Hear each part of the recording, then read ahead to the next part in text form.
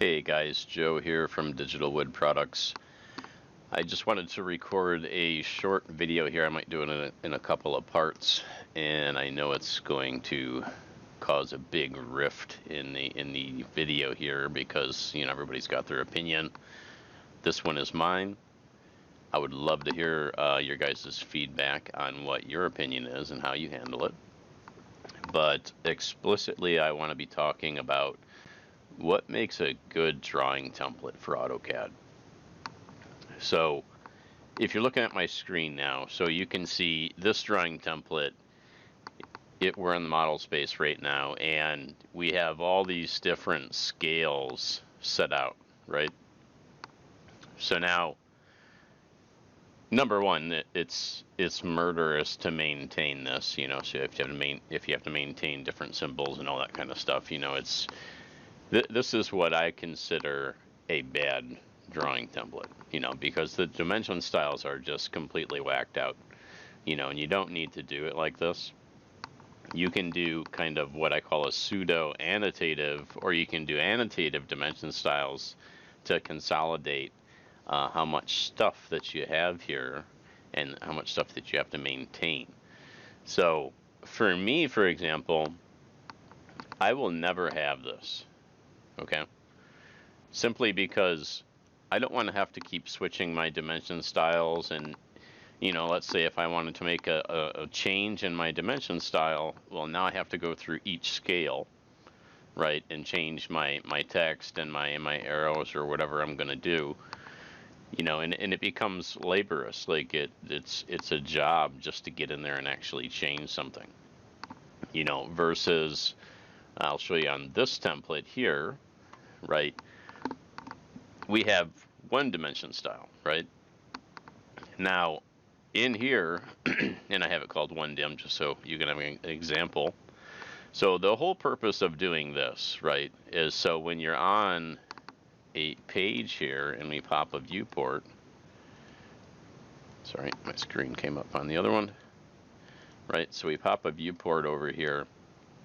The whole purpose is to make sure that you put different scales through the viewport. So like say if this viewport's a 1/2 inch scale and the other viewport's a 3/4 scale or 1.5 inch scale or 3 inch scale, that all the dimension styles look the same height, the text is the same height, the leaders are the same height. That's the whole purpose of it, right? So doing this is like shooting yourself in the foot. So I would suggest not doing that. So instead, do it like this, okay? So I have one dimension style, and you can see here there's one text style, one dimension style. Now, I'm just going to drop out one dimension. So first thing I'm going to do is I'm going to type dim scale and just see where I'm at. I'm going to put it to 16, so that's 3/4 scale. All right? Just because I'm used to working in 3/4 scale. So I'm going to drop out a dimension. Let's just say it's 12 inches. Okay, so that's what my dimension looks like at 3/4 scale. So now using the same dimension, or dimension style, I'm sorry, I'm just going to type dim scale again, and I'm going to make it 12, which I believe is 1/2 inch scale. And I'll do the same 12 inch dimension. So now you can see that my arrows and my text have adjusted, okay? So this is not an annotative dimension style, this is an annotative text style, right? But it's being scaled based on the dim scale that you've entered in AutoCAD. All right, so it looks like it's annotative, but it's really not. And you're only using one dimension style. Okay, now in Microvellum, well, actually there's an error. So we have the SCL command, which brings up the little scale box, which everybody knows. And we can pick the scale from there. And that's really all that is doing, is setting dim scale and switching. It's actually switching the dim style and text style up here when you run through that. So now if I did dim scale again, and let's just say we went to 8 or something like that, and again we'll do the same 12 inch dimension. So now you can see my dimensions are gradually getting smaller, so they're adjusting depending on the scale. Okay, so now when I were to pop this through into a viewport on the cover page, all of these dimensions are going to look the same. Now, you're probably thinking to yourself, well, why don't you just use an annotative dimension? So, my experience with annotation, whenever you're trying to adjust it, you've got to come down and set your annotation scale down here. And so let's say if we had dropped this one out, and then we're going to move to another section, so like now we're on this section, so we flip the annotation scale to ½ inch. Now, this one is going to display differently because we're currently in this annotation style or scale. So that's why I don't use it. I use it just like this, and I just type dim scale, and I only have one dimension style. You can do the same thing with annotative if you want. It's completely identical, with the exception that you can visually see all the time that your dimension styles are where they are. They're positioned where they're at. The one problem I have with annotative is leaders. So like when you drop a leader out, like it doesn't change itself as the annotation scale changes. It just kind of grows, and gets bigger, but it doesn't increase the distance away from the object, which I have a big problem with that. So that's why I do it in this method, because, basically how you drop it out is how it stays. Okay. Now, going through this other way, these are microvellum dimension styles. You can see there's a considerable amount in here, so we can cut that down, just by deleting them all and dropping in a dimension style just like this. Right now, also one thing that I do. So if you're still using attributes in your title block, like you're still in 1990 and you need to get out of it. All right. There's things now called fields, which are incredibly powerful. You can put them anywhere. They work really well with constraints. You can actually put formulas in them. All right, so now let's go back to like the bad drawing template. Like I don't have a title block on here, but let's say like everything on the title block, you have to edit the block and type it in manually. Okay. Again, it's tedious. It's opening yourself up for more mistakes, and as an engineering person, you're trying to cut down the amount of mistakes you're making. So it's like, let's focus on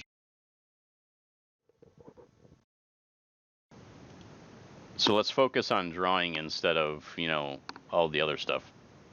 And sorry, my mic cut out there for a minute, so I hope there wasn't a lag. Okay, so moving forward, so going through these here, so the good title block, so the reason why I've got it set up like this, right, is we can do whatever we want. Okay, so now if I go here to File and then Drawing Properties, and it came up on my other screen, so you can see here I have, a bunch of variables in here. Okay, and when I edit these variables, it's going to populate whatever I've assigned that variable to. So whether it's in the title block, it's in my annotation leaders, it's going to populate that. Okay, so the cool thing that I do is, you can also access this by the command line, drawing props right there. Okay, so now if you see exterior finish 1 right here, it says PL1. Okay, now these kind of probably look weird to you, but the reason why I do this is because if I copy this, right, I'm just going to copy the note that I need in the fashion that I need it in, like this. Okay, so if I want the other one, or if I want to go the other way like this, right, so you can see I've got, quite a variant of label here, and I'll usually never put colors on my tables, or in my indicators, I'm sorry, simply because, again, you're opening yourself up for mistakes, and what I try to do on a shop drawing is I try to gear people towards one place of information at all times. Okay, so we're driving traffic from, you know, all the pages that we create back to one page, right?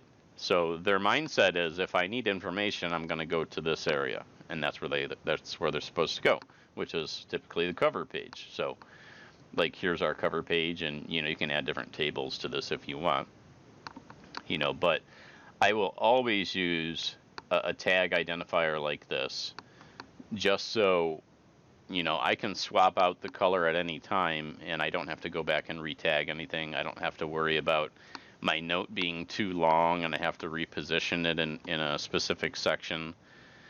You know, there's an abundance of good methodology behind that on why you want to do that. So now the other thing is, you know, now that we've copied these notes here, right, they could be all throughout the drawing, it doesn't matter, you know. But now if I have to go back and I make a revision, right, let's just say it's PL10, right, all of those notes throughout the drawing update, right, without even having to think about it. So it's like, depending on how you tag it, so you can see I have exterior finish 1, exterior finish 2, you know, interior finish 1 and 2, C-top finish 1 and 2, and you can expand on this, you know, and then just keep adding properties in here, right? So now as your revisions come in, it's like you don't have to worry about, you know, the length of the text. You don't have to worry about the position of the text. It's already set, right? So all you're going to do is come in, change the property, and it's going to update globally throughout the entire drawing. Okay, so now that is the way I set things up. Now, going to the view indicators like this and the view labels, I will always have them in paper space.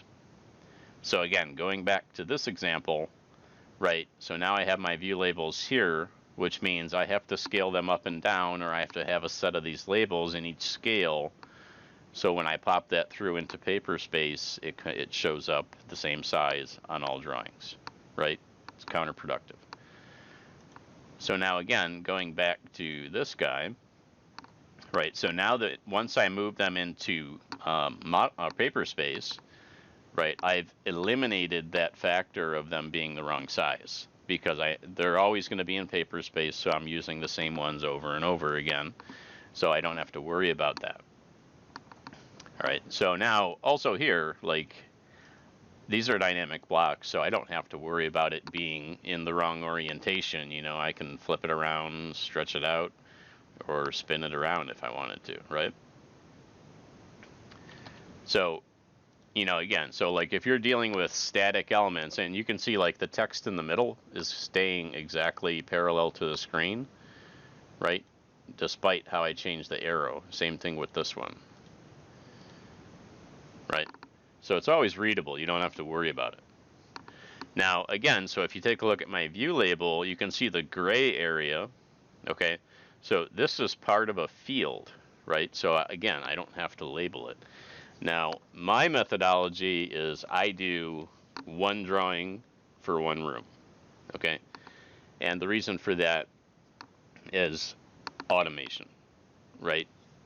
I cannot use these drawing properties effectively, right, if I'm going to put more than one room in one drawing, right? So in this case, the area that I'm working on is Joe's Kitchen, and the project that I'm working on is the home remodel, and that's the floor that it's on. It's on the main floor, right? I type it in one area. So again, methodology is we enter information in one area, and it populates throughout everywhere it's needed. All right, so now here you can see on the title block, okay, there's the area that I'm working in, and there's the address. Okay, now here's the project information. Okay, so you can see everywhere I need it, on every title block page, it's going to populate. Now, like date created in here, I always make this an attribute, so whenever the drawing's created, this date is put in here. All right, I don't have to do it. I make sure that whatever is in here, so like you can see right now it says cover, that's linked to the tab. So now when I change the tab, right, it is also going to change right there. right? So again, I just have to worry about making sure that this is right, and I know this is going to come out right. So this number 1 that you're seeing right here, that's an item number that I like to keep, or like a drawing series, whatever you want to call it, you know, but we can change that as well. And again, that'll continue out throughout the set.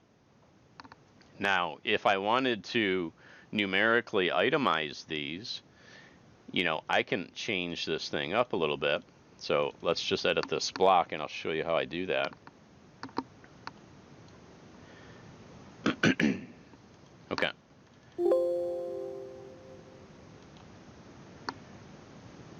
And I'm just drilling down. Okay. So you can see that this guy here is a field. It's coming up on the other screen. All right. So it's a system variable called CTab, and you can manage the case of it. And in this case, it's called model. All right. Now, if I wanted to make a combination of this, I'm just going to delete that. And I'm going to edit this little piece of text here, go to the end, and then I'm going to put dot, and then I'm going to do an insert field. Oop, came up on the other page. So again, we're going to go through system variable, and then CTab right there. Okay, now this might look funky right now, but that's okay. So I'm going to close it up and save it. All right, I'm going to rename this. I'm going to go 1. Okay, and then I'm going to go back to my drawing property, and I'm going to change that back to 2. Okay, so now you can see it says 2.1. So now if I make a copy of this,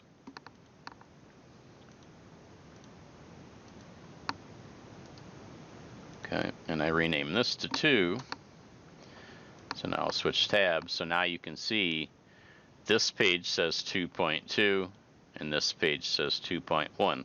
Completely automatic. The only thing you have to do is make sure your tab is correct.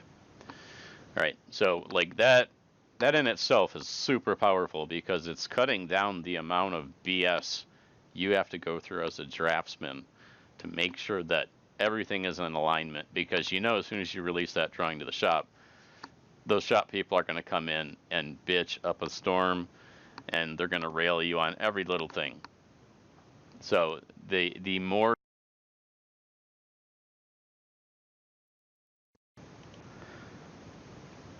you can automate in a title block, the better off you're going to be, because now you can focus on the actual important stuff, like making sure your drawing is right.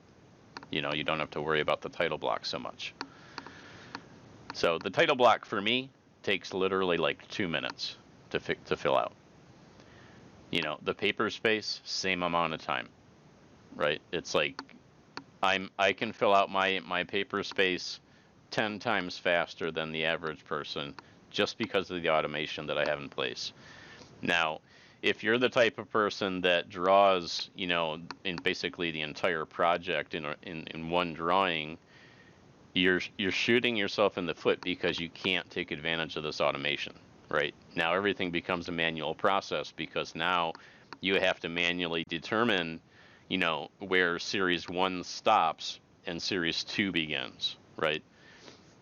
You know, you could have 3 or 4 sheets in series 1.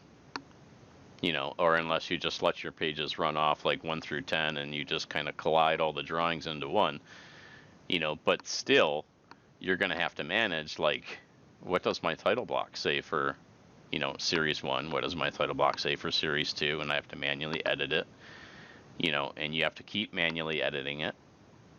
So now again, the last beautiful part about this is revision notes, right? So I can go back to drawing properties, and let's say if I wanted to issue it, so this is my first issue, my date, let's just put today's date in there, and what happened? This was the first submittal. And yeah, I know it could be all caps, but whatever. Right? So now you see, boom, pops in there, ready to rock. Don't have to do anything. That's going to be on every page. So let me show you. Page 2. Boom. Right? So yeah, I can see it's a little messed up there, but that's okay. So you get the picture though. Like you can automate your drawing series by putting, you know, little simple changes to your environment, and it's going to have a tidal wave effect of on how quickly, and it's going to reduce the error margin of what you're creating in AutoCAD. So that's my take on it. Let me know what you guys think, and we'll talk about it.